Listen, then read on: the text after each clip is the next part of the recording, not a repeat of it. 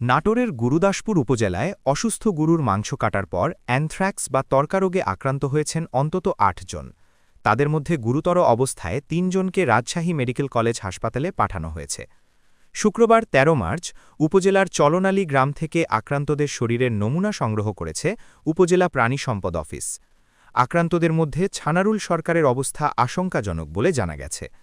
আক্রান্তরা হলেন গোলাম মোস্তফা চুন্টু সরকার, ছানারুল সরকার, আসাদ মোল্লা, লাভলি বেগম, রাহুল সরকার, আব্দুর রহিম সরকার, আলতাব হোসেন ও খাতিজা বেগম।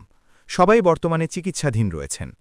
স্থানীয় সূত্রে জানা যায়, বৃহস্পতিবার সকালে চলনালী গ্রামের আব্দুল গফুরের ত্বকারোগে আক্রান্ত একটি গরু জবাই করা হয়। গরুটি জবাই ও মাংস কাটার কাজে জড়িত ব্যক্তিদের শরীরে পরে অ্যানথ্রাক্সের উপসর্গ দেখা দেয়।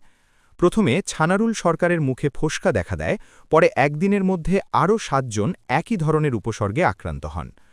ঘটনার পর উপজেলা স্বাস্থ্য কমপ্লেক্সের একটি চিকিৎসক দল গ্রামে গিয়ে আক্রান্তদের চিকিৎসা দেয়। এছাড়া রোগতত্ত্ব, রোগ নিয়ন্ত্রণ ও গবেষণা ইনস্টিটিউট থেকে একটি বিশেষ দল শনিবার এলাকা পরিদর্শনে যাওয়ার কথা রয়েছে।